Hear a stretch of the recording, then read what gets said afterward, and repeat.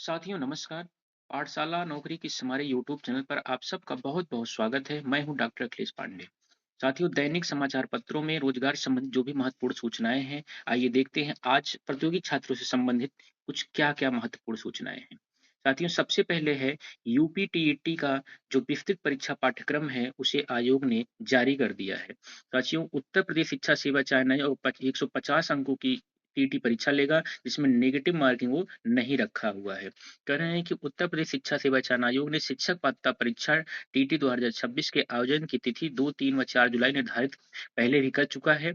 परीक्षा आयोजन के लिए उसकी संरचना और पाठ्यक्रम भी अब निर्धारित कर दिया गया है। इसे आयोग की www.upess.cup.gov.in पर जारी कर दिया। आप जाके वहां पे देख सकते हैं। प्राथमिक और उच्च प्राथमिक स्तर की टीटी आयोजन की अवधि ढाई घंटे होगी। दोनों में बहुविकल्पी प्रश्न पूछे जाएंगे। कुल 150 प्रश्न होंगे जो एक अंक के होंगे, यानी 150 प्रश्न 150 अंक के होंगे। नेगेटिव जो है नहीं होगा मूल्यांकन। परीक्षा में सभी प्रश्न हल करने अनिवार्य होंगे। प्राथमिक स्तर कक्षा 1 से 5 तक के लिए टीटी के लिए 5 खंड बनाए जाएंगे, जिसमें आपके बाल विकास एवं शिक्षण विधि, प्रथम भाषा हिंदी, द्वितीय भाषा अंग्रेजी, उर्दू, संस्कृत में से कोई एक, गणित तथा पर्यावरणीय विषय से प्रश्न पूछे जाएंगे। प्रत्येक खंड से 30-30 प्रश्न होंगे और सभी प्रश्न अनिवार्य होंगे। ये लगभग पहले जैसा ही है। इस तरह कुल 150 प्रश्न पूछे जाएंगे। इसके अलावा उच्च प्राथमिक स्तर कक्षा 6 से 8 तक के लिए टीटी में 4 खंड से प्रश्न पूछे जाएंगे। इसमें भी प्राथमिक स्तर की तरह बाल विकास एवं शिक्षण विधि के साथ साथ भाषा से जुड़े 30-30 प्रश्न होंगे जो एक अंक के होंगे। चौथे खंड में गणित एवं विज्ञान विषय शिक्षक के लिए गणित विज्ञान, सामाजिक अध्ययन या सामाजिक विज्ञान शिक्षक के लिए सामाजिक अध्ययन तथा अन्य किसी शिक्षक के लिए का अथवा खंड ख से 60 प्रश्न होंगे। प्रत्येक प्रश्न एक अंक के होंगे। तो साथियों ये रहा है टीईटी की होने वाली जो अब परीक्षा का प्रारूप है, उसका विस्तृत प्रारूप इन्होंने जारी किया। साथ ही साथ एक सुनने में बड़ी अजीब लगेगा कि बेसिक प्राइमरी जो एजुकेशन है उसमें जो है शिक्षक भर्ती का कुछ पता नहीं है, लेकिन सहायक अध्यापक भर्ती का अभी तक कोई ऐसी विस्तृत जानकारी है नहीं कि कब आएगी, लेकिन उसका प्री परीक्षा पाठ्यक्रम इन्होंने जारी कर दिया है। करें बेसिक शिक्षा परिषद के विद्यालयों के लिए अध्यापकों की भर्ती पहली बार उत्तर प्रदेश शिक्षा सेवा चयन आयोग करने जा रहा है। इस भर्ती के लिए अभी नियमावली ही नहीं बनी है। ऐसे में यह पता नहीं है कि भर्ती कब तक आएगी, लेकिन उत्तर प्रदेश शिक्षा सेवा चयन आयोग ने सहायक अध्यापकों की भर्ती परीक्षा की संरचना एवं विषय वस्तु पाठ्यक्रम जारी कर दिया है। आयोग की ओर से सुपर टेट यानी वही सहायक अध्यापक की भर्ती की मुख्य परीक्षा जो होती है उसकी संरचना व विषय वस्तु वेबसाइट पर जारी कर दिया गया है। उसके अनुसार भर्ती परीक्षा 2.5 घंटे की होगी, जिसमें 150 प्रश्न पूछे जाएंगे। सभी प्रश्न एक सही उत्तर के साथ 4 विकल्प वाले होंगे। प्रत्येक प्रश्न 1 अंक का होगा। प्रश्न पत्र अंग्रेजी और हिंदी दोनों भाषा में होगा। आयोग के उप सचिव अथवा जनसंपर्क अधिकारी संजय कुमार सिंह ने बताया कि अभी प्राथमिक भर्ती परीक्षा का पाठ्यक्रम जारी किया गया है। उच्च प्राथमिक की भर्ती परीक्षा पाठ्यक्रम का अनुमोदन भी अभी आयोग से नहीं हुआ है। अनुमोदन होने पर उसे अपलोड किया जाएगा।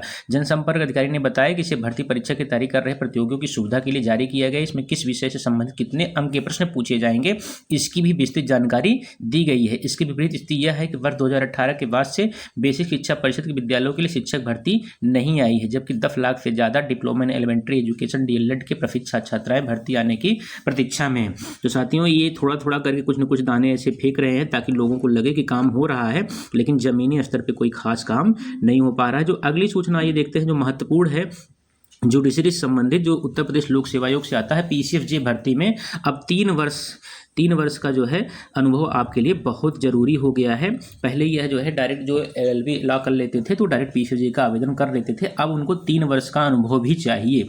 सरकार ने पीसीएफजे के पदों पर भर्ती के लिए विधि व्यवसाय में 3 साल का अनुभव अनिवार्य कर दिया है। मुख्यमंत्री की अध्यक्षता में गुरुवार को ही कैबिनेट में यह फैसला हुआ। कैबिनेट इसके लिए उत्तर प्रदेश न्यायिक सेवा सप्तम संशोधन नियमावली 2026 को मंजूरी दी। यह संशोधन हाईकोर्ट की संस्तुति के आधार पर किया गया है। संशोधन के मुताबिक पीसीएस यानी न्यायिक सेवा की सीधी भर्ती में अभ्यर्थी के लिए विज्ञापन की तिथि तक कम से कम 3 साल का विधि व्यवसाय यानी वकालत का अनुभव प्रैक्टिस होना चाहिए। यह प्रावधान शैक्षिक योग्यता से संबंधित नहीं है, नियम 11 के अंतर्गत जोड़ा गया है।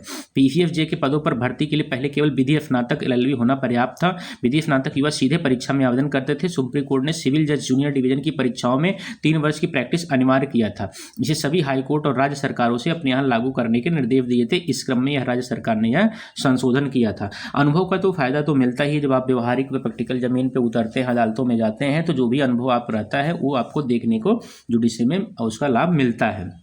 साथियों देख लेते हैं, आइए अगली सूचना जो है, अगली सूचना है यूजीसी के जो समता का नियम था उस पर जो व्यापक विरोध पूरे देश में देखने को मिला था, उस पर सुप्रीम कोर्ट ने कल रोक लगा दी।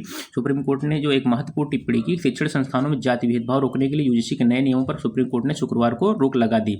साथ ही 2012 के पुराने नियमों को उन्होंने कहा कि तब तक लागू रहेगा। ये अगली सुनवाई उन्होंने मार्च में डेट डाल दी है। सुप्रीम कोर्ट के चीफ जस्टिस की जो बड़ी टिप्पणी थी, कहा उन्होंने कि नए नियमन की भाषा अस्पष्ट है और यदि मौजूदा स्वरूप में लागू होता तो न सिर्फ इससे खतरनाक परिणाम होंगे बल्कि समाज में विभाजन भी पैदा हो सकता है। अदालत ने सवाल भी पूछा कि शैक्षिक संस्थानों में रैंकिंग के नियमों को दायरे से बाहर क्यों रखा गया, जाति आधारित भेदभाव को अलग से परिभाषित क्यों किया गया, जाति विहीन समाज की दिशा में हम उल्टी दिशा में क्यों चले जा रहे हैं। तो ये महत्वपूर्ण जो है क्वेश्चन सुप्रीम कोर्ट ने पूछा उनसे। अगली जो है इसकी डेट लगी 19 मार्च को, अगली सुनवाई है इसकी, तब तक के लिए इसको स्टे कर दिया, रोक लगा दिया। साथियों आइए देखते हैं जो महत्वपूर्ण अगली जो सूचना है वो है जो एलटी ग्रेड की 2025 की जो परीक्षाएं हो रही हैं उसमें शारीरिक शिक्षा व सामाजिक विज्ञान के उत्तर कुंजी आयोग ने जारी कर दिया है। कह रहे हैं कि सामाजिक विज्ञान की परीक्षा 17 जनवरी और शारीरिक शिक्षा विषय की परीक्षा 18 जनवरी को हुई थी। आयोग ने समान अध्ययन एवं विषय के अवतरित प्रश्न पत्रों को स्कैन कर प्रश्नों को सही उत्तरों को हाईलाइट व अंडरलाइन कर वेबसाइट पर उपलब्ध कराया है। यह 4 फरवरी तक देखा जा सकता है। यदि किसी कोई आपत्ति हो तो वह लिखित में जो है आयोग के कार्यालय में बंद लिफाफे में 4 फरवरी तक डाक के माध्यम से आयोग के काउंटर पर जमा कर सकता है।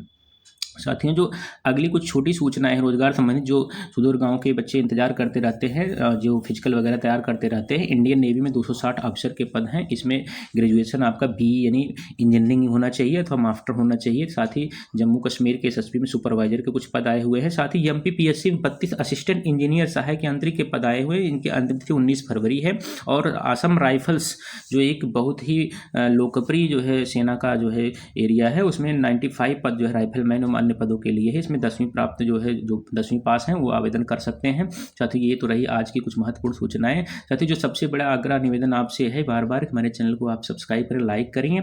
बहुत जल्द फरवरी के दूसरे सप्ताह से हम हिंदी विषय के कुछ कार्यक्रम योजना को लेकर के आपके बीच में आने का प्रयास करेंगे। तब तक के लिए आप अपना बहुत ख्याल रखें। मिलेंगे अगले वीडियो में। नमस्कार, धन्यवाद।